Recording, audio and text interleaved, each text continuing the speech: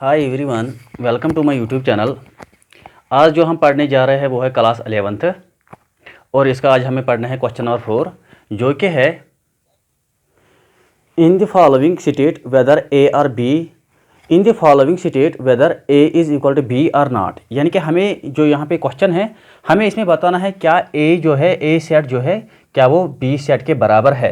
तो यहाँ पे हमें ये पता होना चाहिए कि ए सेट को हम तब कह सकते हैं कि ये जो ये सेट है ये ए बी सेट के बराबर है जब तक ना एलिमेंट्स ऑफ ए होंगे बराबर एलिमेंट्स ऑफ बी।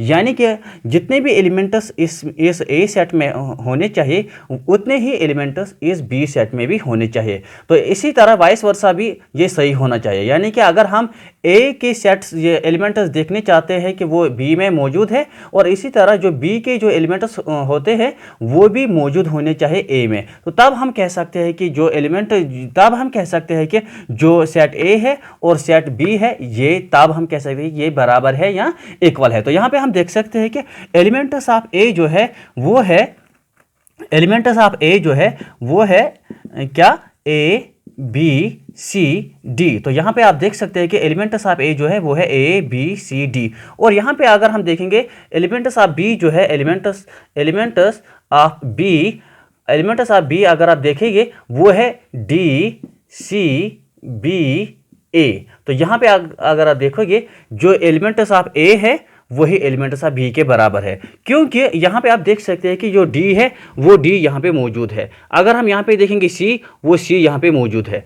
अगर हम ऐसे ही अगर हम देखेंगे बी वो बी यहाँ पे मौजूद है और ऐसे ही अगर हम देखेंगे ए वो ए भी यहाँ पे मौजूद है। तो इसका मतलब जो एलिमेंट्स ऑफ ए है वही एलिमेंट्स ऑफ बी है। और ऐसे ही वाइस वर्सा करके हम ये कह सकते हैं कि जो एलिमेंट्स ऑफ बी है वो एलिमेंट्स ऑफ ए है। तो यहाँ पे हम कह सकते हैं कि यस यानी कि जो ए है यानी कि यस जो ए सेट ए है ये बराबर है सेट बी के बराबर। यानी कि यस तो यहाँ पे हम लिख सकते हैं कि यस जो एलिमेंट्स ऑफ ए है वो बराबर है एलिमेंट्स ऑफ बी। यानी कि जो सेट ए है और जो सेट बी है ये दोनों के दोनों आपस में बराबर है। तो इस तरह हमारा जो पहला क्वेश्चन नंबर 4 है इसका जो पहला पार्ट है वो खत्म हो चुका है। तो चलिए अब हम इसका करेंगे दूसरा पार्ट।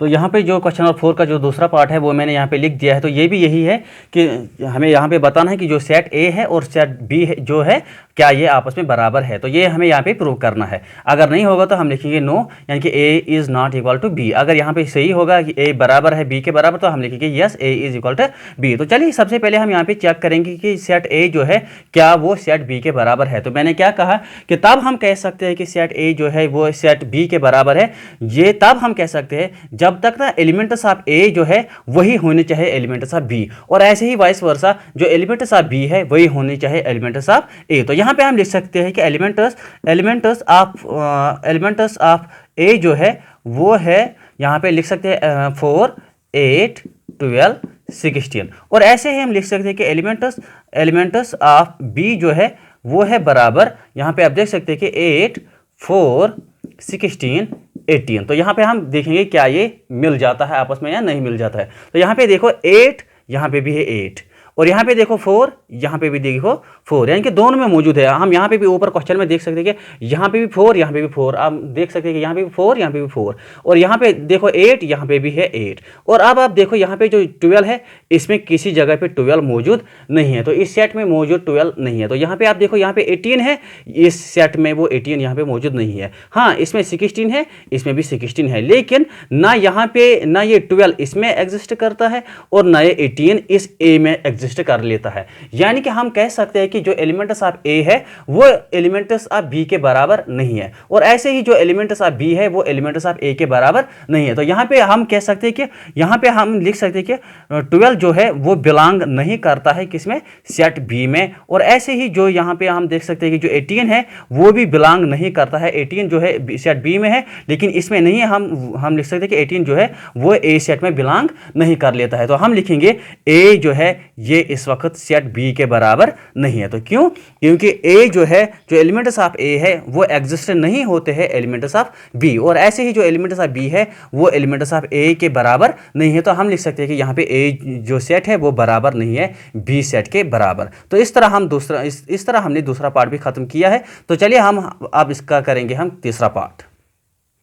तो यहाँ पे मैंने क्वेश्चन नंबर 4 का तीसरा पार्ट लिख दिया है, लेकिन तीसरा पार्ट स्टार्ट करने से पहले आपसे गुजारिश है कि आप इस चैनल को सब्सक्राइब कीजिए और दूसरों के साथ भी इसको शेयर कीजिए। तो चलिए अब हम करेंगे इसका तीसरा पार्ट। तो यहाँ पे जो तीसरा पार्ट है वो कहता है कि जो सेट ए है इसके जो एलिमेंट्स है वो है 2 4 6 8 10, और जो सेट बी है इस वक्त वो कहता है कि ये इस तरह इसमें इसने लिखा है कि यानी कि इसने ये लिखा है सेट बिल्डर फार्म में। तो सेट बिल्डर फार्म में जो एलिमेंट्स हमें बनाने होते हैं वो हमें खुद बनाने होते हैं, तो इसीलिए इसका नाम है सेट बिल्डर फार्म। तो यहाँ पे जो इसने ये सेट लिखा है ये इसने लिखा है सेट बिल्डर फार्म में। तो चलिए अब हम इसका सेट बिल्डर फार्म में देखेंगे कि इसमें जो एलिमेंट्स है वो क्या क्या एलिमेंट्स होते हैं यहाँ पे। तो यहाँ पे जो एलिमेंट्स है ये हमें दूर से ही दिखते हैं कि वो 2 4 6 8 10 है। तो इसमें जो एलिमेंट्स है वो हम यहाँ पे देखेंगे पहले कि इस सेट में जो बी में जो एलिमेंट जो एग्जिस्ट करते हैं वो कौन कौन से एलिमेंट्स यहाँ पे एग्जिस्ट कर लेते हैं। तो चलिए हम यहाँ पे स्टेटमेंट पढ़ेंगे।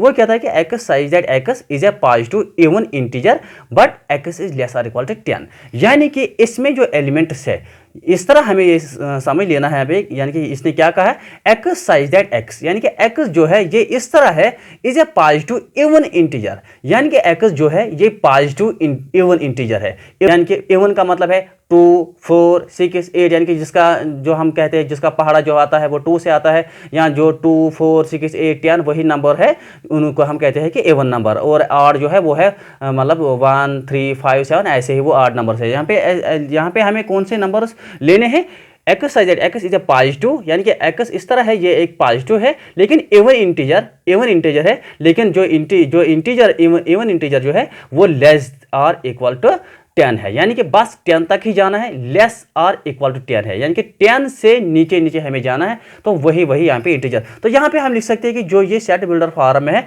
तो इसके एलिमेंट्स क्या क्या आ सकते हैं। तो यहाँ पे हम लिख सकते हैं कि एलिमेंट्स ऑफ बी आ सकते हैं, यानी कि इस स्टेटमेंट के मुताबिक x is a positive even integer हमें लिखना है, लेकिन अगर हम इवन इंटीजर लिखेंगे लेकिन वो लिखने हैं लेस देन 10, लेस और इक्वल टू 10। तो यहाँ पे पॉजिटिव इवन इंटीजर कौन सा आएगा, सबसे पहले वो आएगा 2, तो उसके बाद दूसरा पॉजिटिव इवन इंटीजर कौन आएगा, वो आएगा 4, फिर क्या कौन सा नंबर आएगा, वो आएगा 6, फिर कौन सा आएगा, वो आएगा 8, फिर कौन सा आएगा, वो आएगा 10। तो यहाँ पे आप देख सकते हैं कि लेस आर इक्वल टू 10 हमें जाना था, वो मैंने यहाँ पे वो एलिमेंट्स यहाँ पे मैंने लिख दिए 2 4 6 8 10, यानी कि यहाँ पे लेस आर इक्वल टू 10 थे। तो यहाँ पे हम देखेंगे जो एलिमेंट्स ऑफ बी असल में ये है, और एलिमेंट्स ऑफ जो इसके एलिमेंट्स ऑफ ए जो है वो है 2 4 6 8 10, और यहाँ पे भी हम देख सकते हैं कि जो एलिमेंट्स ऑफ बी है वो भी है 2 4 6 8 10। यहाँ पे आप देख सकते हैं कि वो भी है क्या 2 4 6 8 10। तो यहाँ पे आप देख सकते हैं यानी कि जो एलिमेंट्स ऑफ ए है वही है एलिमेंट्स ऑफ बी।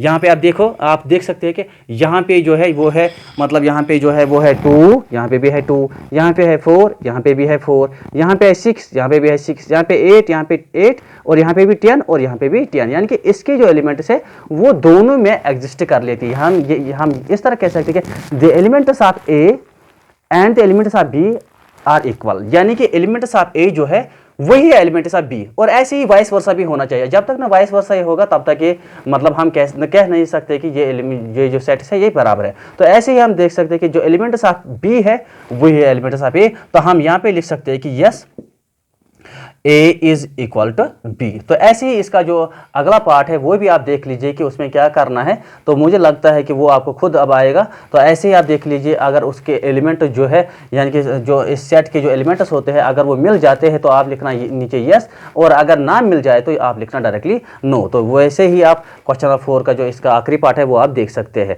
तो अगर आपको ये क्वेश्चन अच्छी तरीके से समझ आया होगा तो आपसे गुजारिश है कि चैनल को सब्सक्राइब कीजिए।